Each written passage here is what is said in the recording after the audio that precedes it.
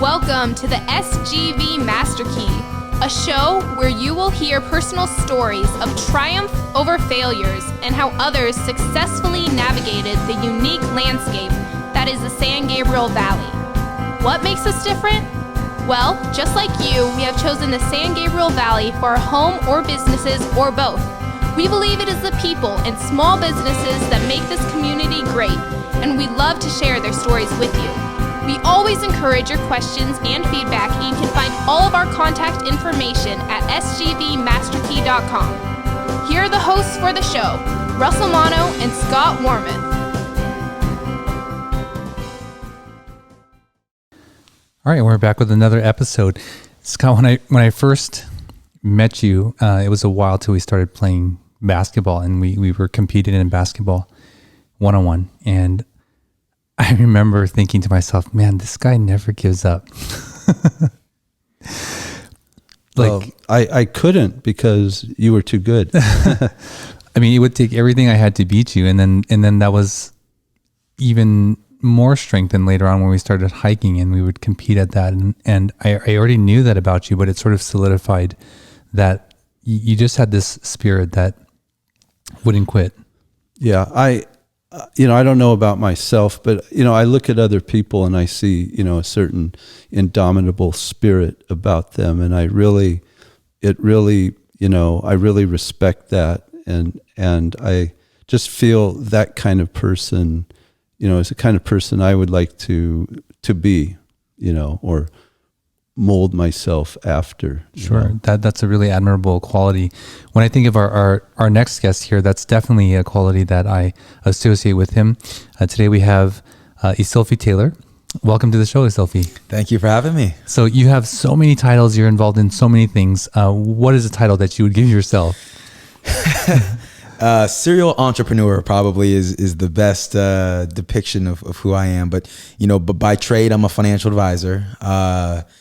Been in that business. This is now the start of my 21st year in business here in Pasadena. So it's been an amazing ride. But in this 20 plus years, I've tried a lot of different things. I've invested in real estate, opened different businesses, bars, restaurants, film production companies and the like. So just you name it, right? I've always been up for a challenge and trying to be better. Sure. I always share this story whenever I talk about Eszylfie. When I went to your office at New York Life, when you walk in, there's a wall and it had 8x10 portraits of people and maybe what was called Millionaires Club or something. Yeah, $1 Million Round Table. Okay. Mm-hmm. And there were maybe 8 older white men. And at the very top was Eszylfie. I always remember that. I thought, wow, that's pretty amazing. Yeah.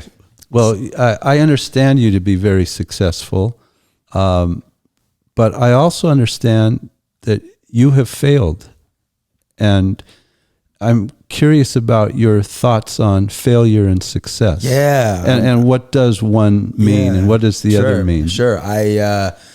I'm probably the biggest failure you've ever had on your show, to be honest. I mean, you name a way to mess up, lose a deal, fall on your face. I've done it. I always say once, and I learned from it and I got a little bit better. I don't really believe in winning and losing. I believe in winning and learning, right? And always getting better. And so, it's like going back to the game of basketball you reference. When I was in high school, I played in a elite basketball camp called Superstar Camp, and the great Bill Walton was there, and he said to us, it's not about how many shots you make, it's how many shots you take, right? So I've never been afraid, to try. On the contrary, I want to set goals. I want to set objectives that are so grandiose, that are so big that people, raise their eyebrows like, no way, right? I want to look to fail so big, because in those failures you learn, right? And again, it's this new normal, right? You test yourself, right?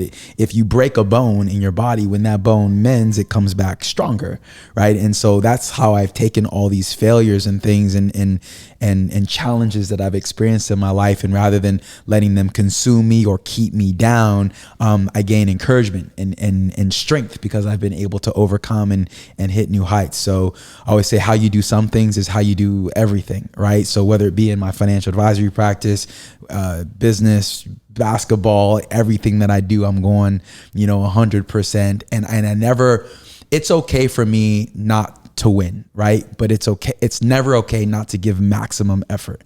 And I feel like if I give everything into what I do, into what I say, and I don't get the quote unquote desired results, I am fine. I've learned in my life to completely detach myself from the outcome. I'm 100% engaged in the process, right? So as long as I adhere to the process and I follow the process, am I going to win?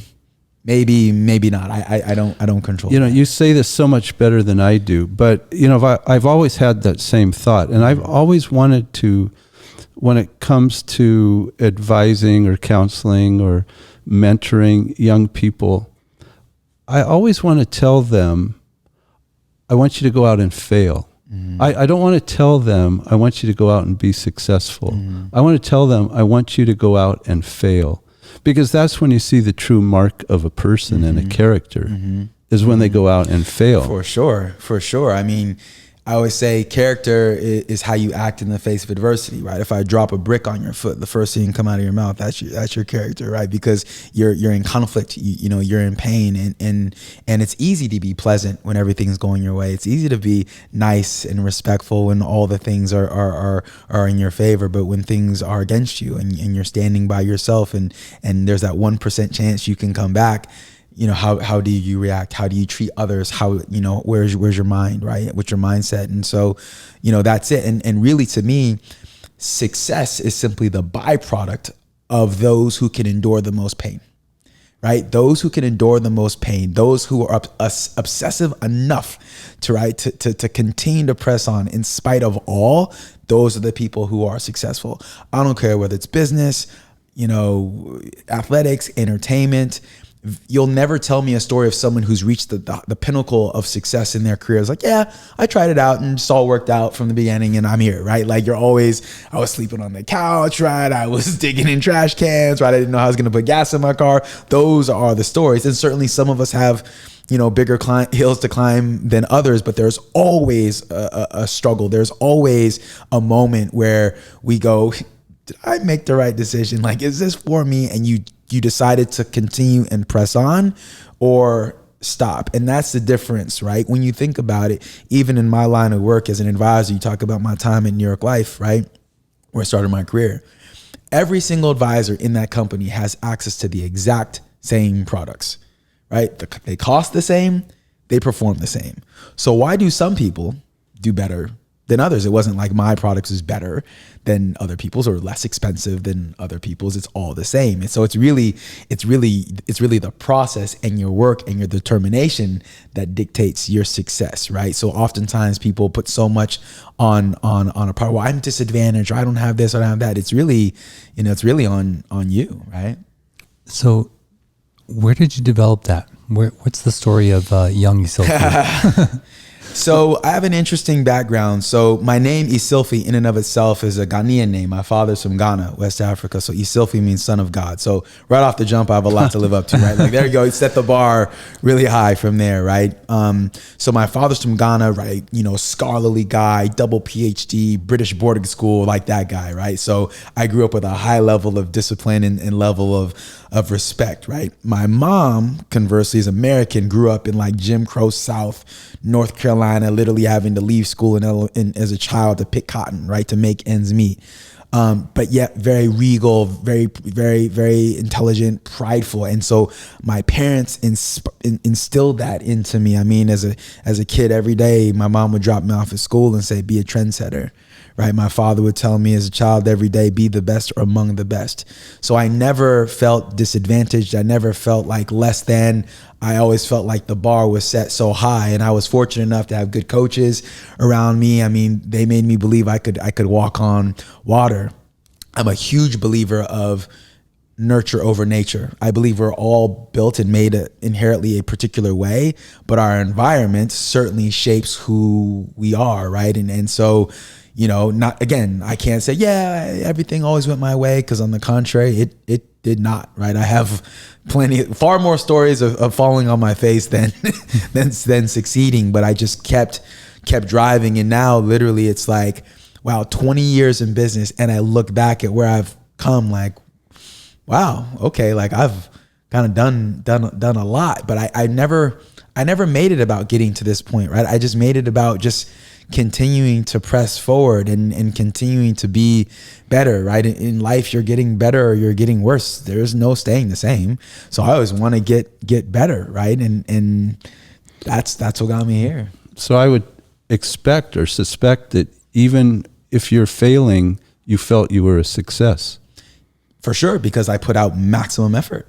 Like, if I remember, I grew up in San Gaberial Valley, which for the most part is a melting pot. Grew up in Pasadena, went to local schools.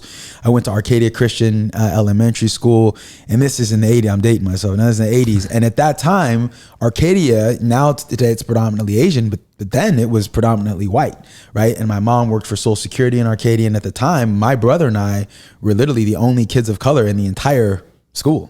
Right. So I go from a Montessori school here in Pasadena, which was very eclectic. My best friends were Asian and white and black and Hispanic, to a predominantly, maybe 99% white, one Hispanic kid, and then my brother and I. Right. And I remember just being, set apart. Right. Like, you're different. You're black. Like, yeah, I know, but what does that mean? Oh, you're different. Like, really? And I remember struggling my first semester there. Right. And we got our grades first semester, and I didn't do well. I had basically all C's, and I'd come from always, being top of my class to now having all C's, transitioning to this new school. And I'm thinking, my dad's PhD, my mom's a government employee, like, I'm gonna get killed, right? I'm 8 years old, shaking in my boots. And my mom, probably, this is the one thing I remember the most. She took my report card, and I'm like, I'm about to get it, and she said to me, if this was the best you can do, and these are your grades, I'm okay. If you didn't do the best you can do, if you didn't put out your maximum effort, and this is what you got, I would be disappointed. And at that point I said, okay, went back, boom, finished the year, all A's, whatnot. But I remember that moment, like, okay, if you give your all, then, that's it, right? And for anyone who's competed against me in anything, and for the rare few that can actually say they beat me, right? But for those that actually can say, yeah, I beat him, they wouldn't tell you it was easy. I mean, they can show you the scars and the scratches and the, like it was. I'm not laying down. Like, I'm not stop. I've learned in my older age to have more peace and balance and let things go. But heck, we could have been playing ping pong, foosball. I mean, I was after you, right? And so. Well, yeah. You were very competitive, it sounds, but did you feel pressure from your parents? But I don't, your mother seemed to be very wise. I mean, this didn't seem like pressure. A couple of things it was the opposite of pressure. I think if I had more, I think I probably got more pressure from my father than my mom. I was, I guess, admitted I was a mama's boy, right? And I think my mom was very nurturing, very loving. Again, high level of discipline. It was tough. My father, my father used to tell me, I'm not even going to listen to anything you say doesn't even matter till you're 30. Like, it doesn't, matter really. He always, for his idea of fun was like, let's go to the library and pick up books and do a book report, right? Like, here, read my dissertation back to me. I'm like, I'm 7. Like, you want me to read the dissertation? And so it was hard. And so I had that high level, and it was the perfect balance, right? Because I had my mom that was, a little softer, whatnot, and my dad was, be the best among the best, and look, I've seen it go both ways. There's a lot of kids whose parents put a lot of pressure on them and they crack, right? I feel so blessed because I don't know how many people can actually say they feel like they're doing what they're made to do. And I feel like the life that I had growing up here, the business that I'm in, the relationships that I built, I was made for this moment. All the things that I've done in my life, and good and bad, have put me in this moment, and it's perfect. And so to your point, when things don't go my way or I don't win, I chalk it up to, okay, that wasn't for me.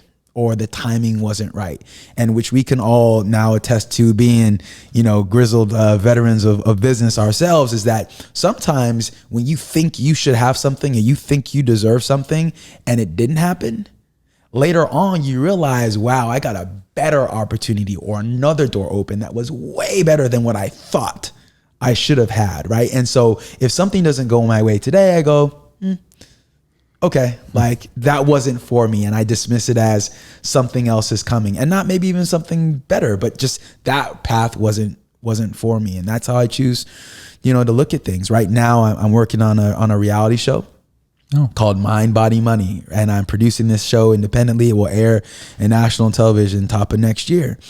And previous to this, I got an opportunity. I was approached by Bravo to do a reality show, and they wanted to do a show on African-American business owners. And they're like, oh, we like your look and everything's great. And they're like, just one thing. And I'm like, well, can you like yell at people and like whatever? And I'm like, nah, it's not really my thing. Like, I'm more positive and whatnot. So I'm like, it just wasn't for me. So that opportunity died on the vine. And for me, someone who, I'm kind of shy, as you can tell, but for me, right, I was like, oh man, was that my shot to get on a grand stage? And just because I didn't play or give them the narrative they wanted, it passed. But like, okay, not literally 2 months later, I was chosen to be featured by LinkedIn in their very first national commercial campaign called In It. And it was the epitome of positivity and showing who I was as a man and as a business owner, as a father. And that then spearheaded all this interest from business managers and the like for me to have my own reality show called Mind, Body, Money, which is 100% positive and talking about the power of mindset, health and wellness, and your money, right? So I just know, like, okay, it's just another time, like, check the box, right? One door closed, but a better one opened for me. Yeah, that's a really great lesson. It's hard to move forward if you're lingering on, what should have happened or what could have happened. Yeah, right. That's difficult. So you went to Arcadia Christian. You grew up in Arcadia, and then you also went to high school in the area. Yeah, you went to Maranatha High School, and at the time it was in Sierra Madre, I think. Yep. Now it's right there, there in Pasadena, right outside the door. Yeah. And what did you do after high school? So after high school, it's funny because in all, preschool, elementary school, high school, I went to every school as long as you could go there, right? As long as you could go there. And then I went there. College was a different story because I kind of bounced around, right? So back in the day when I played at Maranatha, I was a 4-sport letterman. I was, football, basketball, baseball, track, all CAF. I just got inducted into the Maranatha Hall of Fame here recently. Wow, congratulations. So thank you. That ceremony will be in the spring. But so I'm thinking, right, I was a big Michael Jordan fan growing up. He went to North Carolina. So I'm like, of course, Dean Smith is coming for me, going to North Carolina, right? And coming from Maranatha at the time, small private school, I didn't get the same looks and recognition as maybe coming from other schools. And had a coach of mine in high school who'd moved out to Oklahoma. He was scouting for the Lakers in the Midwest. He's like, come out to Oklahoma, play out here. I'm like, bouncing ball and away from my parents' house? Sure, I'll take it. So I go to Oklahoma. I stay out there 1 year. I didn't really, it's like, that was the best environment for me. You were in Norman? I went to Oklahoma City University, actually. Okay. I was there 1 year. Abe Lemons. Abe Lemons. Yeah. So storied program there. We won the national championship my freshman year, but left after 1 year. I come back. I play at Mount San Antonio College in Walnut. I play there, and then from there I go to Concordia University in Portland, Oregon. So, I go from going to schools as long as you can in 1 year, 2 years, right? Kind of bouncing around. Graduated in 2000 from Concordia with a degree in business. Business degree, Magna Cum Laude, top of my class. And so of course I'm like, I'll become a financial advisor. And then I realized, like, literally day one of this career, I'm like, I don't know like 99% of this stuff. Like what, insurance, investments, taxes, like, I didn't learn that in school. And so started my career as an advisor, 22 years old, right out of college, right? And so that was the beginning of my career, right? And spent 13 years at New York Life, and now over 7 years with my own independent practice. So how did you decide that's what you wanted to do? So I had a very simple, modest goal when I was coming out of college. I was like, I'm 22 graduate, and I was like, I'll be a millionaire by the time I'm 25, right? So I was like, 3 years is plenty of time to do that, right? Sure. So challenge is, I didn't know how I was going to do it, right? My father was a doctor, employee. My mother, government worker, employee. So there was no entrepreneurial path laid out for me. There was no family business for me to take over. In my eyes, I thought everyone worked 9 to 5 because that's what I saw, growing up. So, I'm like, okay, I'm gonna be a millionaire. I'm gonna do this. And I'm going to a job fair at school, right? We literally, my senior year basketball, we lost in the Sweet 16 in the national tournament. I had long hair at the time. I come home from the tournament, cut my hair, put my suit on. I'm like, all right, I'm graduating. It's time to get into the real world, right? So I'm going to this job fair and I'm walking around. I'm like, okay, this job, what's the deal? And they're like, oh yeah, starting salary, $33,000. I'm like, what's this one? $35,000. I'm like, this one, 38. And I'm like, I'm not the smartest guy in the world, but I don't think I'm going to get to $1 million making $35,000 a year, right? So my professor, my econ professor, he introduces me to a managing director of a firm in Portland called Money Mutual of New York at the time. And he said, oh, this is one of my prize students. You should talk. And he said, you want to come in for an interview? I said, sure, I'll come in. So downtown Portland, nice building. Everyone's wearing suits and ties. I was like, this looks nice. Right? So I go in there and he's like, take this assessment test. So I take this test, score off the charts. Because it wasn't just aptitude, but like personality type, right? If you hear no 5 times, what are you going to do the next time? I want coming back, right? Like, so perfect. He's like, I haven't seen anyone score this high on this test in my entire career, like 20 years. And he was like, do you want to be a financial advisor? And I was like, yeah, sure. Like, what is that, right? Like you hear that term, but like, I didn't know what that meant, right? So he asked me the trick question. He says to me, how much money do you want to make, right? And in my mind, I'm like, oh man, I'm like, I guess if you're making $100,000 a year coming out of college, that's really good, right? But I'm like, but if I say 100,000, is he gonna laugh at me, right? So I'm like, 50,000. He goes, okay, and I'm like, oh, right. And now I know this is a time when I didn't know at the time. It didn't matter what I said because it was all commission. So I could have said he was gonna pay me any salary, but I had no concept on how the business worked, how I got paid. So by chance, he and this is divine. This is God, right? So I'm going to start, right? I'm going to start at this company, Mutual of New York in Portland, not knowing what I was going to do, but I'm going to have a fancy title and drive downtown in a high rise, right? So he says, you know what, before you start here, I want to introduce you to some other firms, some other companies in the area, so you get a better idea of the industry and what it entails. And I almost thought to myself, wow, if you're willing to introduce me to other people, you got to be the best. There's no need for that, right? But I don't know what I'm doing, so that's probably a good idea. Let me just see. So he introduces me to other firms, Prudential and New York Life being the other two. And it's funny, in retrospect, that's like if you were a Mercedes dealer, right? You're selling cars, right? And someone comes and like, I want to buy this Mercedes. And you're like, have you checked out Audi and BMW? I mean, you should drive those first. And if you really don't like them, come back. Like that's in essence what he did. And so long and the short of it, I ended up not going with him. I ended up going with New York Life in large part. And this maybe speaks to my character. By default, all things being equal, I would choose the person who was first, right? He was first. I would go with him, all things being equal. And I don't know what I'm doing, right? But the thing I didn't like is when he sensed this competition because now all 3 companies offered me a job. He brought me to this gentleman who starts poo-pooing on the other companies and poo-pooing on New York Life. And they're a mutual company. Why aren't they demutualizing? Why aren't they going public? I'm 22 years old. I don't know what mutual means. I don't know what demutualizing means, but I knew that you were speaking negatively. And in my mind, you don't win business talking poorly about someone else. You talk about what you do, you talk about your strengths, and that should stand for itself. So I was like, you're kind of to the side. Even though you're first, I got to put you to the side. Prudential, I really liked the sales manager. I liked him actually the most, right? Nice guy. He was like, this is great.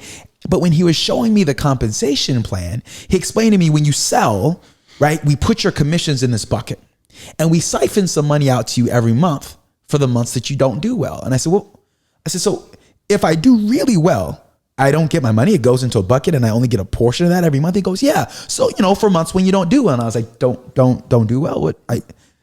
No, right? Like if I do well, give me my money. And if I fail, then I fail.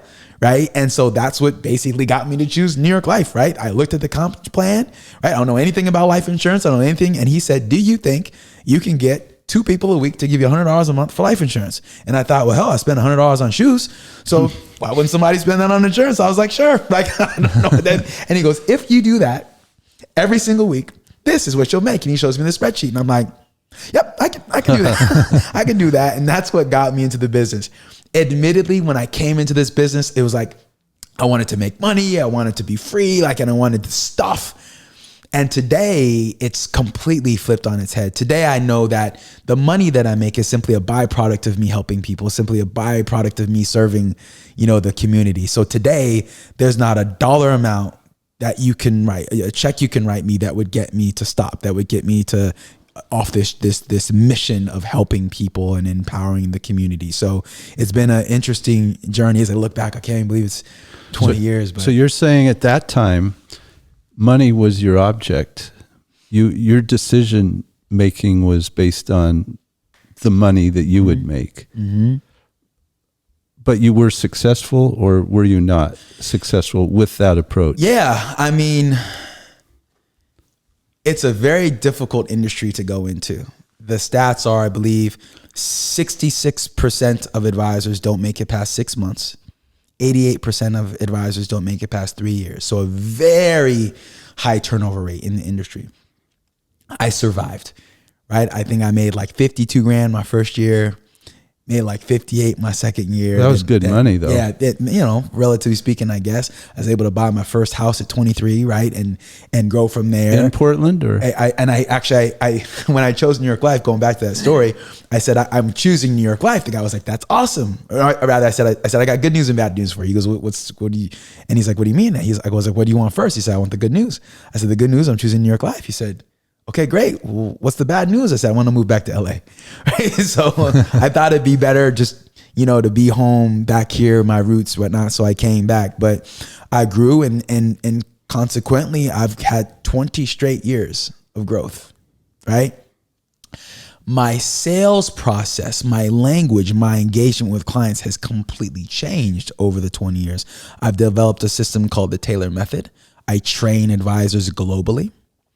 And it's the art of the objection-free sales process, because I do not lead with my agenda. I do not lead with my bias. I do not lead with my needs. I'm here to facilitate. I'm not a salesman.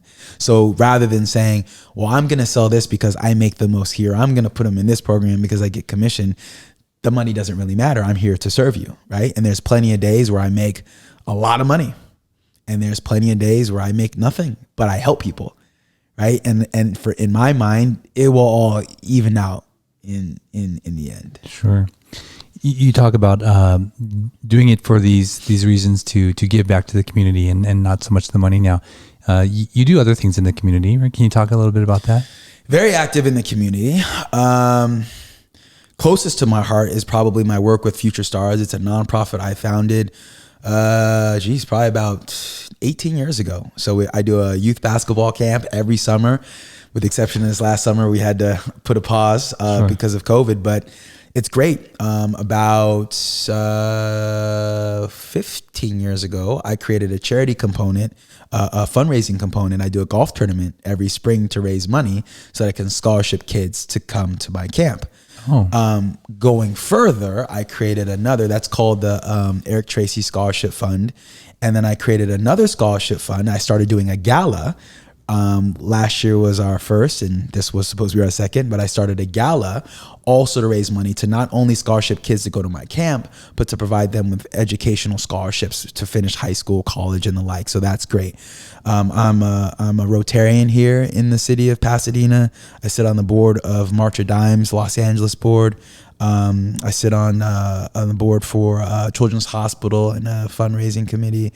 Also, Ronald Macdonald House here. So very active in the community.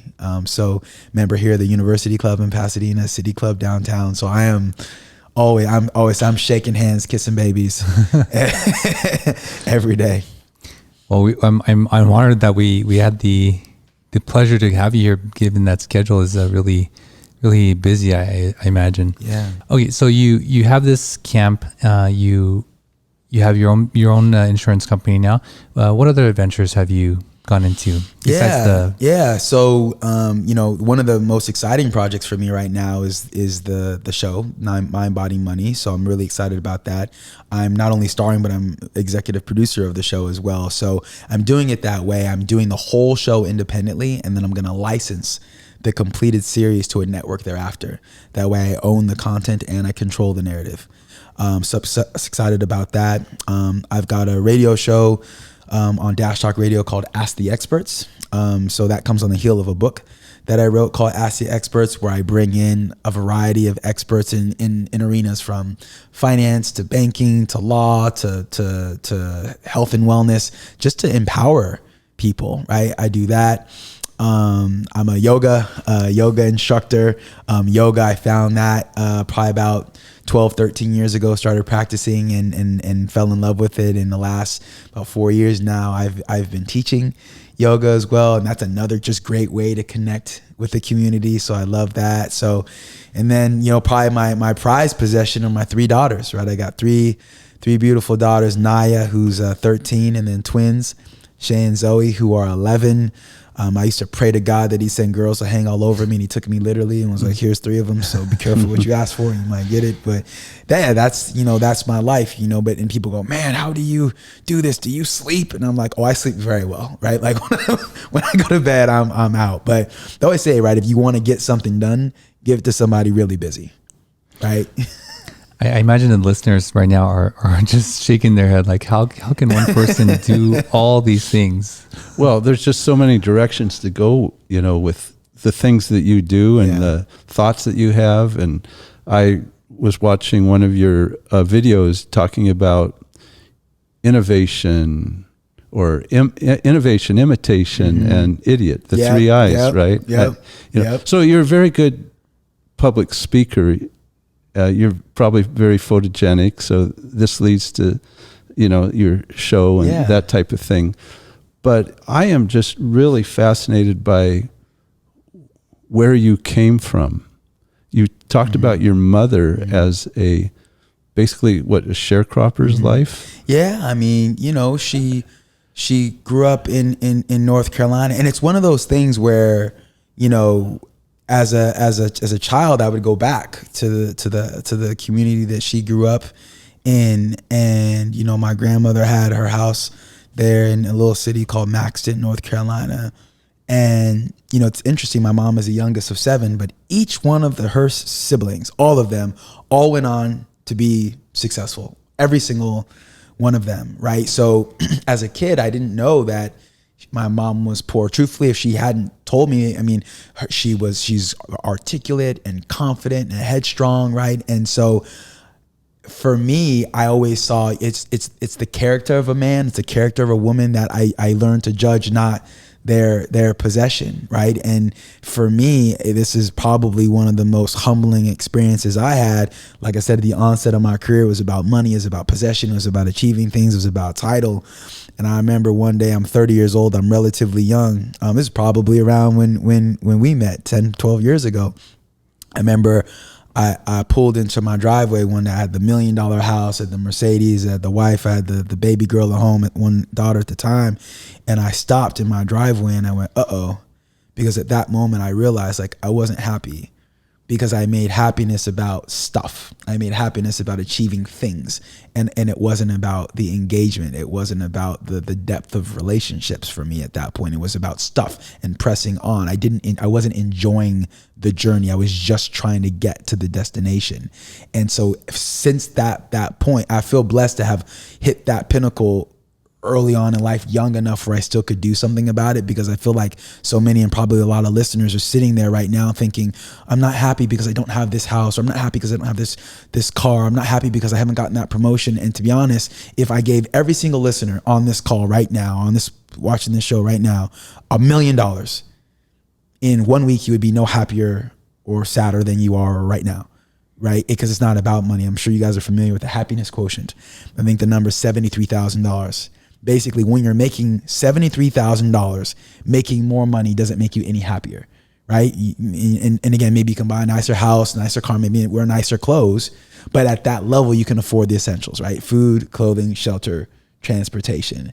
And so I've just learned, right, to enjoy the journey and the process and the engagement. And it's not about,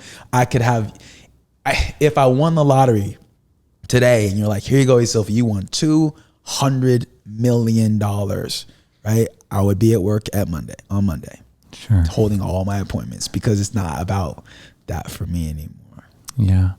One of my favorite speakers and theologians, Ravi Zacharias, who passed away this year, he said that the loneliest moment in a person's life was when they had just experienced that which they thought was going to give them the ultimate pleasure, and it let them down. Mm-hmm.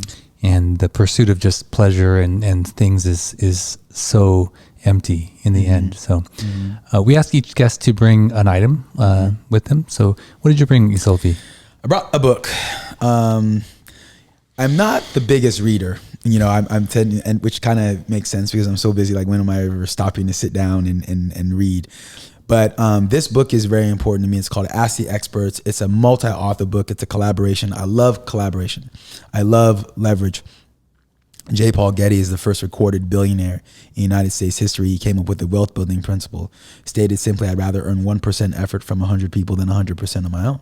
So I love collaboration. And what I realized in my practice, when I said I graduated college, I realized there was so much I didn't know. Then I realized I don't think anyone really knows, right? So I took it upon myself. I tell people all the time, I know a lot about a little bit. Like, in my lane, like, bring it, like, I'm the guy, but I don't know everything about everything. So I include a chapter on estate planning, insurance, real estate, loans, taxes. We are asked to make all of these decisions in life, yet never given a manual, never given a rule book on how these things work. So my whole mantra as an advisor isn't to tell people, buy this, do this, give me all. It's to explain to people, this is how this works. My job is to give people the information to make educated decisions. Once I've done that, then you decide how you want to proceed. So this piece was really near and dear to my heart. It was a coordination of efforts. It was supposed to be, a few months. Took probably a year and a half to get this thing out, but it's a blessing. I give people, it's on Amazon, but I give anyone who wants one a copy. I love sharing it. And then that gave way to the podcast, Ask the Experts. And so, I think I've done something like 60 some odd shows. And so it's great to be able to share knowledge and information with other people. Yeah, that's awesome. So they can find this book on Amazon. Yeah. You talked earlier about learning from failure and failing. And is there anything that stands out in your mind, either personally or professionally, that was, quite the hurdle to get over? Yeah, I mean, I've had a lot, both on personal side and professionally, things to get over. I think,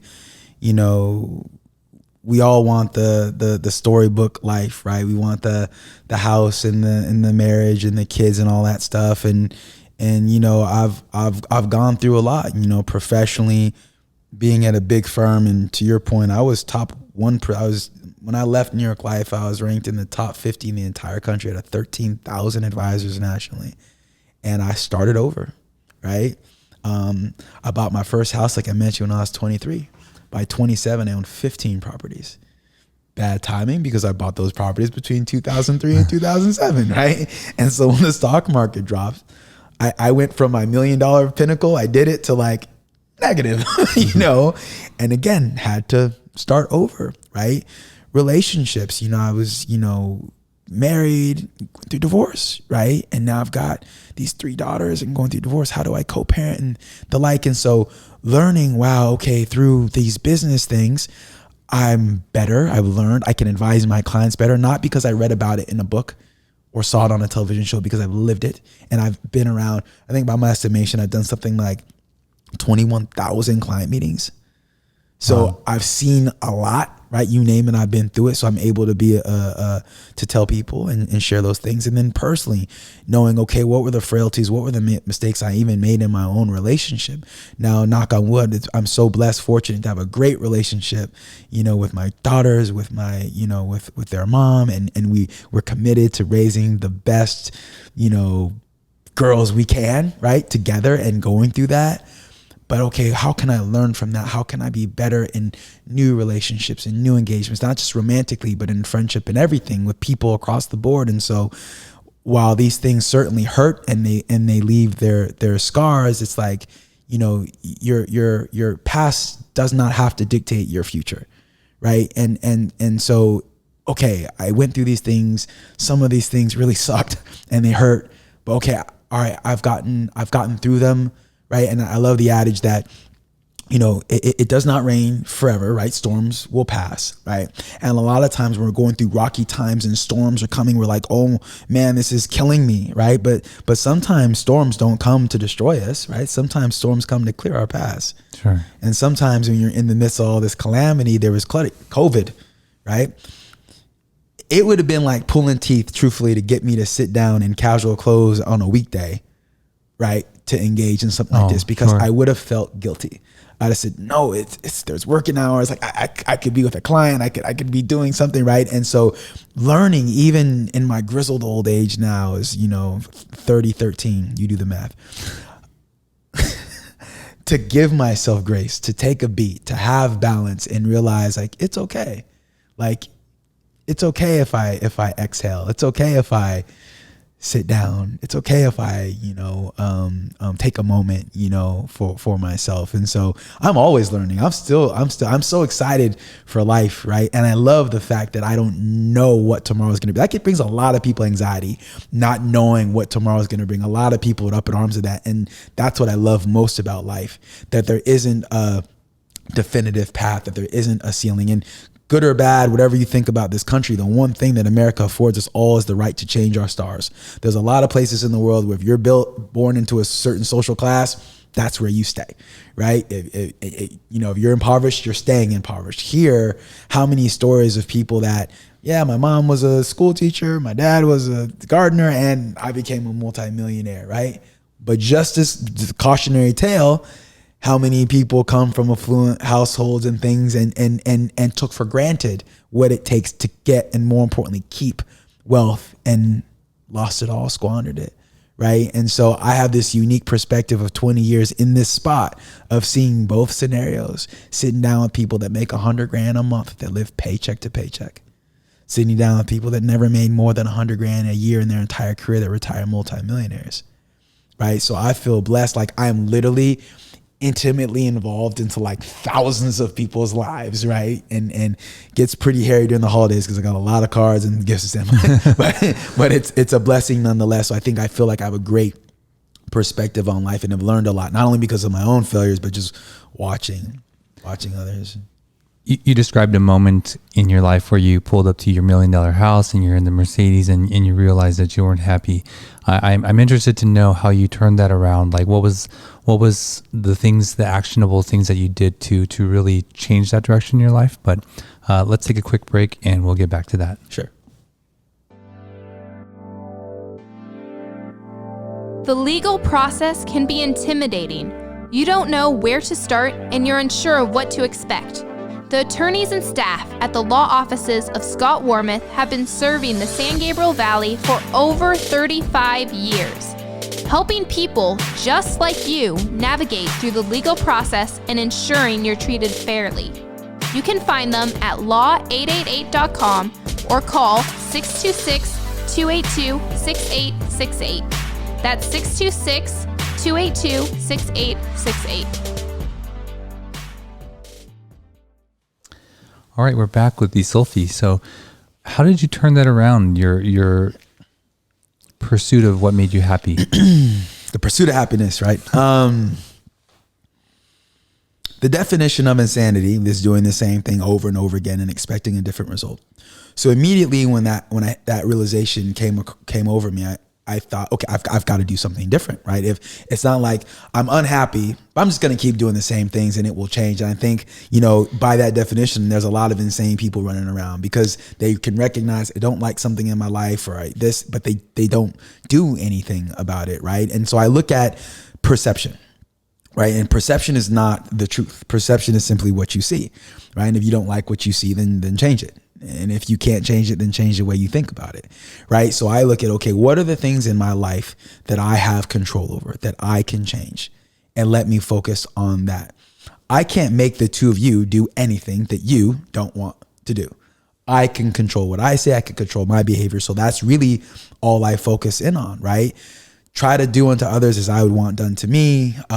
Try to love fully, be engaged. And if that results in things going my way or true connection with people, awesome. And if people take that for granted or take advantage of me, then what can I do? I know, okay, I can walk away. So that's the biggest thing that I did is like, okay, what are the things in my life, that I can change? And even going on in future relationships, it's easy for us to go, there was a shirt I was traveling once. I was in New Orleans. And there was a tank top, and I went in the store and I bought this tank top because the caption was like, "It's perfect." Or it said, "I'm perfect, you change," right? And that was kind of my mantra, right? Like the reason that things aren't going well because you, rather than saying like, "Well, what am I doing? Like, what role do I play in these relationships? What role do I play in my life, right?" And so, if I can't say I'm not giving 100% effort like my mom taught me when I was a kid, if I'm not doing everything I could do, how could I even begin to point the finger at someone else, right? And so those were the things and realizations I started to make. And so it's a journey, right? I'm far from done. I'm far from a finished product, but I'm actively always looking to get better. Green or brown, you're growing or you're dying. Let's keep growing. So that's how I've been able to do that. So you're the father of 3 young girls. Mm-hmm. What kind of parent are you? What would my girl say? One of the things that I think I've been blessed with is I have a good sense of moments, right? Like I feel like I know when I need to press on the gas. I feel like I know when I need to let off. I shared my story with my mom and my dad. While I think my parents, certainly loved me and did everything, they did the best they could. I think as a kid, right, when you look at your parents, you're like, they're all knowing, my parents are perfect. And then you become an adult and you're like, wait a minute, they didn't know what the heck they were doing, right? You guys were just winging it, right?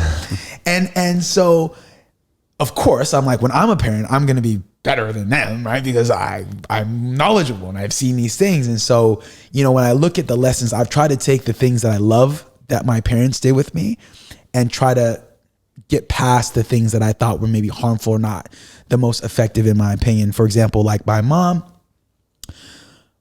did the best she could, right? But my mom didn't always communicate with my brother and I as effectively as she could.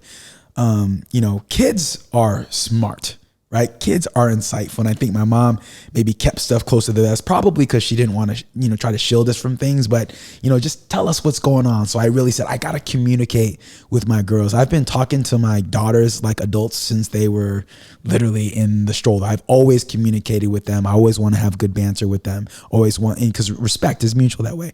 My father, I was afraid of my dad, right? Like I was not myself with my dad probably until I was like 25 years old. And so I thought to myself, I want my girls to respect me. Like I do not want to be their buddy, right? I am their father, but I don't want them to fear me, right? I want them to know that no matter what you do, I'm going to love you. No matter what you do, I'm going to support you. I might kick your butt, right? Like I'm saying, you can't make me mad, but I will never turn my back on you. I will never shun you, right? I'm always here for you. And again, I've had, I'm imperfect, right? I've had my moments with my girls where I'm like, I probably could have done that a little better, or maybe, say that. But one of the things for me that's helped me a lot, and this is something I learned in the maybe college in my spiritual journey, is that I stopped using swear words. And when I stopped using swear words, it wasn't like a mightier than thou thing, but what it really made me do is oftentimes if you're upset and you use swear words, like you're just blurting stuff out, right? But like, what does F you really mean? It means some people say it when they're happy, some people say it when they're sad, some people say when they're just, so I thought to myself, by not using swear words, when I speak, I actually have to convey exactly what I'm feeling. There are no filler words.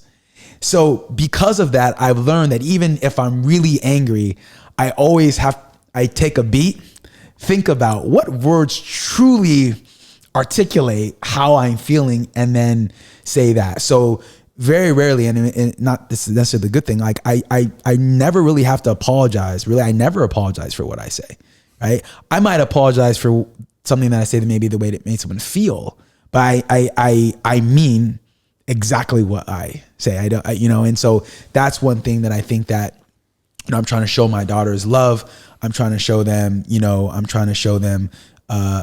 discipline at the same time, and that balance, between the two. They're tasked with being better than me. I tell them every day, and I don't say, I'm so great, you'll never be better than me, good luck. I tell them every day, on the contrary, you're being reared, you're better than me. And I don't tell them, I got 3, they're beautiful girls, right? I don't tell them, I don't lead with you're beautiful. I lead with you're smart. I lead with your courage. I lead with you're funny. I lead with you're a leader, right? Oh, and if you happen to be attractive, that's awesome. But it's the character, because beauty and exterior, that fades, right? But who are you? What's your character? And so I'm trying to do that, instill that. And then as any parent, can attest to, I got 3 daughters, and they've got 3 completely different personalities, and they each respond to things, differently. So, my joke when I had my oldest daughter, right? She was the perfect baby. I mean, maybe 1 or 2 tantrums in her entire 0 to 3, right? So I have this daughter, parents are ragged, gray hair, wrinkles, no sleep. They're like, oh, my kids. And I look at them like, you're just a bad parent, right? Like, look at me, like my daughter's perfect. This is how you do it, right? And then I had the twins. And then I tell people, I'm so sorry about all the things I said about you. They're like, what'd you say? I'm like, just trust me, I was saying things. But I learned wow, you got to be able to adapt. And now it's funny because now my oldest daughter, who was was the perfect child, now she's 13 going on 30. Now she's trying to fill herself out, right? Now I have different challenges with her, my twin. So I enjoy the journey. And again, any parent can attest to, you love. I don't know if there's someone you can love so much and frustrate you so much at the same time as your own children. But it's very humbling to be a parent, But one of the scariest realizations I ever had in my life was that, if you're not better than your parents, then the world is not progressing. Mm-hmm. And it's somewhat scary to think, I didn't want to think I was better than my mother or my father, until I stopped to think it over. And if I'm not better than them, we're not moving forward. Yeah. Yeah. And it's not even for me. It's not even that they need to make more money than me or have a better title than me. I want them just to be better people than me. Right. And affect more change than me. Right. And that's what I'm looking for. I don't care if they're the CEO of a Fortune 500 company or they run a bakery in a 300 square foot, building. Right. Like, I just want them to be the best people they can be, and love and authentic, right? And that's my hope. And then again, the byproduct of working hard, the byproduct of putting your all is success in whatever that means in your life. It's all relative. There was a good part of my life where if someone didn't have a financial goal that was just big, and they were just living I don't want to say even average life, but what I'd even call today a balanced life, I'd go, you're missing the boat, right? I remember when I was at New York Life, I was on a panel, and I was regarded as one of the top advisors in the country. I'm here in LA, and I was sitting on the panel with another lady. And she, at the time, I was maybe 6-7 years in my career, and I was on this upward slant. She was on the other side, 30 years in her career. And they were asking us about our days. And I'm like, my office hours are eyes open, eyes shut. I'm after it. Like, I get, and people are like, wow, this guy's amazing. I'm like, what about you? And she goes, I work 2 months, then I take a month off, and I like to go travel and see my grandkids and whatnot or whatever. And when she said that, I'm thinking to myself, like, what a lazy person. Like, do you just realize, like, if you didn't take you're taking a month off every other, like, dude, you know how well you could do? Like, she was doing well, but you could be doing better. And then it's funny because now I'm like, that's kind of cool, right? Like, she works 2 months. Yeah. Takes a month off. Wow, right?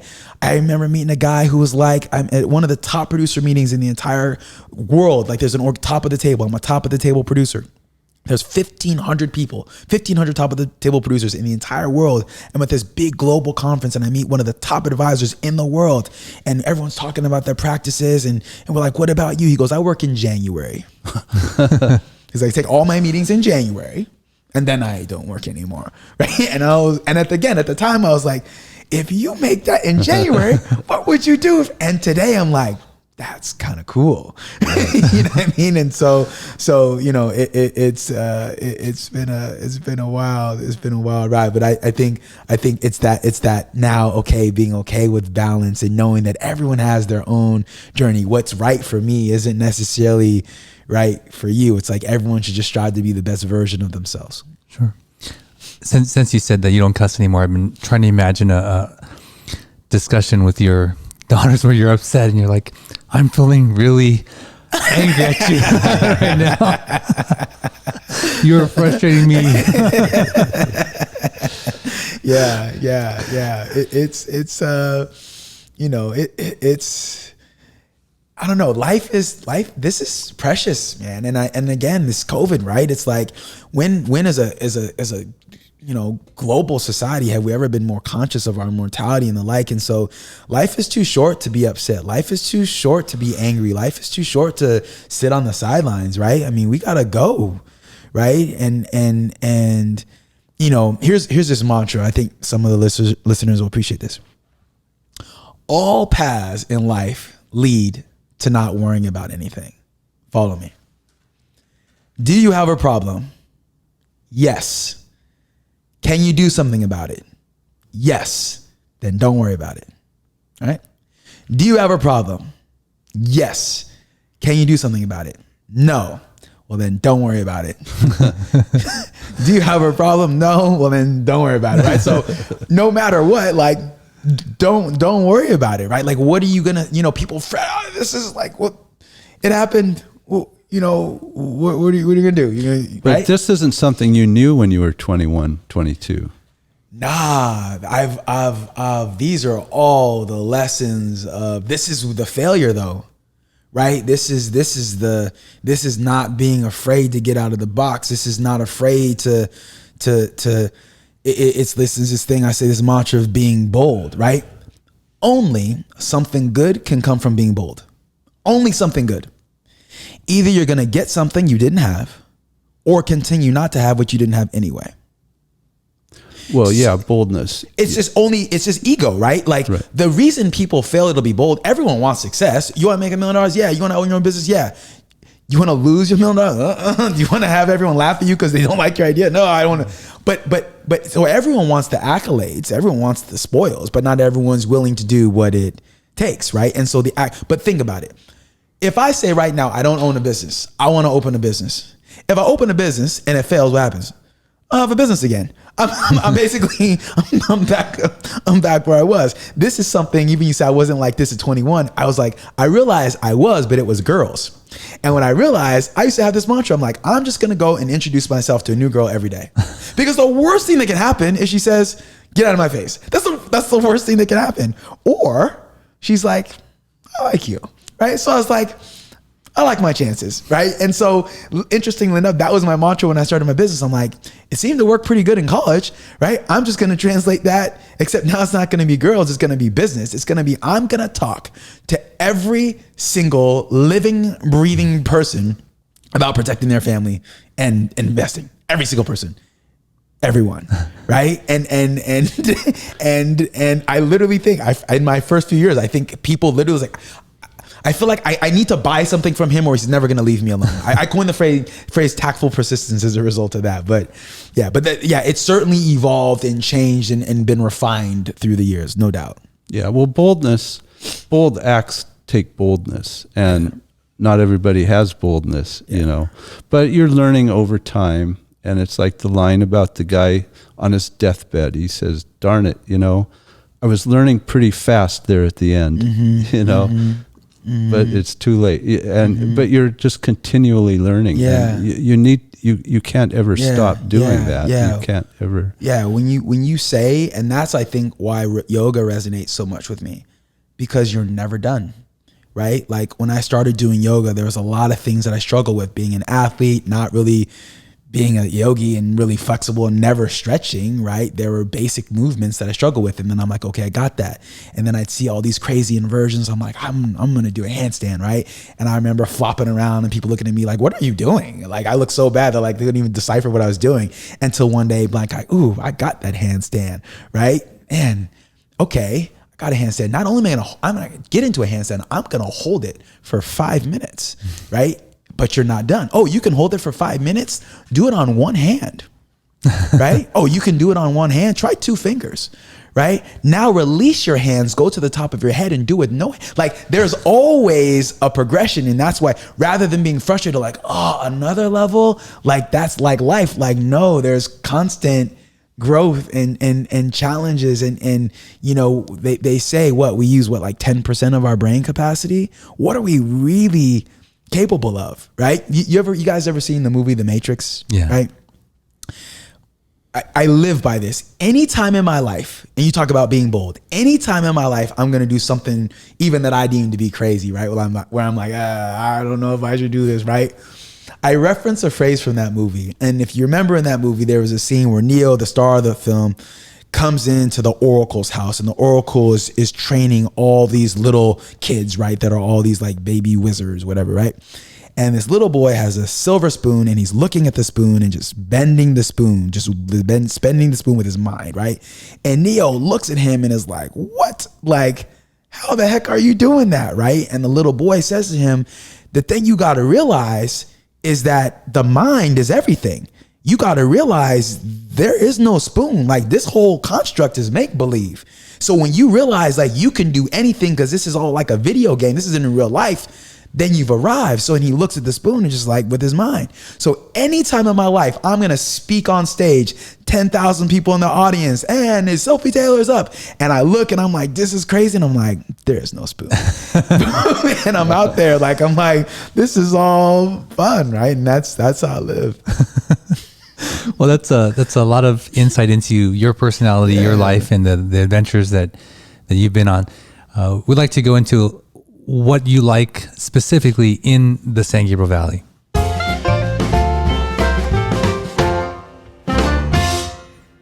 So we call it the SGV3. Yep. What are your 3 favorite places or favorite things to do? I have a great affinity for Old Town Pasadena. I like walking around there, especially with my girls. It's evolved, right? As a kid, that was like the hangout spot. Back in the day, you wax the car up and you drive down Colorado. It would take you 20 minutes to go 1 mile because everyone was cruising, right? Until the city of Pasadena realized, we got all these teenagers down here clogging everything up, not spending any money. Let's get them out of here, right? So they put in all the anti-cruising laws and whatnot. And so now it's far more enjoyable now as an adult for me to go out there and walk around, go to dinner. You know, my girls love ice cream. So with the 21 Choices and all the ice cream places down there, I always cap that off with dessert. So definitely Old Town, walking down there. That's the like 3rd or 4th Well, time. I was just going to say that's a very popular choice. Yeah. And of course, for good reason. It's you know, one of my favorite places. Yeah. That second isn't necessarily one place, but being a basketball guy, I've played at every outdoor park in Pasadena, right? And anytime, especially now with my girls, if they want to go out and run around and I go to any park in Pasadena, I have some memory like, oh yeah, I used to play pickup games here on Saturday mornings. Oh yeah, here Wednesday nights. Oh, I used to pop off over here. And so just the outdoor scene, just basketball here.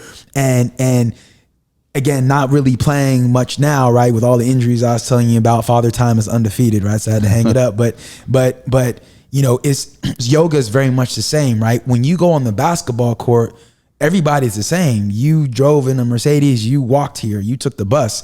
On the court, we're all the same. Same thing in the yoga studio. When you're on your mat, you're a CEO, you're a barista, you're a school teacher. Like, we're all the same, right? And so that's what I love about sports and basketball in particular, is the great equalizer, right? So that's just Pasadena, outdoor, the courts, the basketball, Hamilton, Del Mar Park, all of them. I just, that's.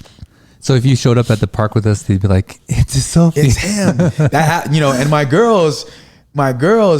my oldest daughter said one of the most flattering things, because I am the self-proclaimed mayor of Pasadena, right? Like, I've been here for virtually all my life, in business here, know everyone, and they're always, anytime I'm walking through the city, someone's, hey, Eszylfie, hey, I don't know. And my girl's like, who don't you know, Dad? Like, geez, like every time we go somewhere, right? And I love it when people like, oh man, I remember you. Like, we used to play, and I'm like, come here, girls, come here, tell us story. Tell them, and it's funny, right? Like, actually, being inducted into the Maranatha Hall of Fame here recently, and for the show, we just pulled some clips, like some old VHS clips of me playing football, right? And so I showed my girls, I'm like, look at that. They're like, who's that? Like, he's good. I'm like, that was me. They're like, that's not you, Dad. I'm like, it is, but yeah, you got that. And then I think the other, what's else in San Gabriel Valley really what I've fallen in love with here recently is Spanga. Yoga is important to me, and with COVID and a lot of studios shutting down, Spanga is like my new love. So Spanga Pasadena, it's on Walnut and Fair Oaks. Spanga, 20 minutes of spin, 20 minutes of strength, 20 minutes of yoga. Okay, now I get the name. Yeah, so you're getting all of those disciplines in one 60-minute class. So I'm there. I'm obsessive compulsive, right? So I don't work out once a day. I work out twice a day. Like, I don't own a company. I own 7 companies, right? I'm not on a nonprofit. I have 4, right? Like, so I love it because, I'm pushed and I'm challenged. And the thing that I like least is spin, right? Like, that I'm stationary and whatever. So I know that that's what I need the most, right? And so I love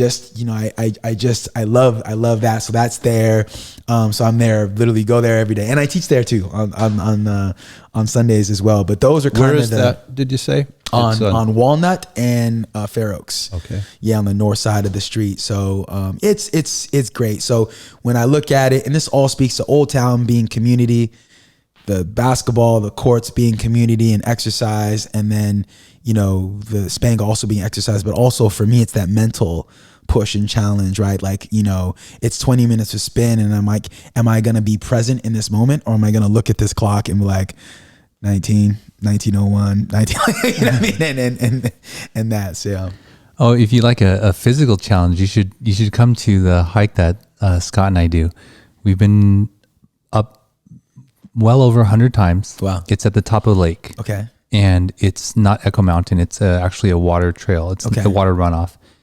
And it's very challenging. Okay. Yeah, we used to time ourselves, and it doesn't get any easier. Yeah. It is hard. Yeah. It is very hard. Yeah. So Yeah, we challenge you to that. Yeah. Okay. Yeah. Challenge. No, that's And we're going to leave you in the dust if it's okay with you. Yeah. You guys will be coming back down as I'm still. So, Eszylfie, how can people find you? I'm everywhere. So my name in and of itself is so unique that if you Google me, I'm the only Eszylfie Taylor out there. Why don't you spell the name? It's spelled E-S like Sam, Z like zebra, Y, L, F like Frank, I-E, Eszylfie. I tell people the easiest way to remember pronouncing my name is think of a selfie, like you're taking a photo, and put an E in front. Eszylfie. Eszylfie Taylor. And people go, well, Taylor, how the heck? You're Taylor. The strong British influence in West Africa, right? Hence the Taylor. So Eszylfie Taylor. So that's my name. I'm on here. My offices are on Walnut and Lake, 1199 East Walnut. So I own the building there. My name's on the wall. So come by, say hi. You can find me on online, Taylor, INSFIN.com is our website. And all social media platforms, Facebook, LinkedIn, Twitter, Instagram, at Eszylfie Taylor. I'm there, but yeah, easy. Just put me in, Google me. Even if you put ESZ in Google, then boop, I'll pop up. Yeah. Oh wow. Well, thank you so much for sharing your about your life and your upbringing here in the San Gabriel Valley, and that was really insightful. Yeah. Thank you very much. No, thank you guys for having me. Pleasure. Thank you. Taylor Insurance and Financial Services is located at 1199 East Walnut Street, Pasadena, California, 91106, and can be reached by phone at 626-356-7637. Securities and investment advisory services offered through Sage Point Financial Inc., SPF, member FINRA, SIPC. SPF is separately owned, and other entities and/or marketing names, products, or services referenced here are independent of SPF. SPF does not provide tax or legal advice.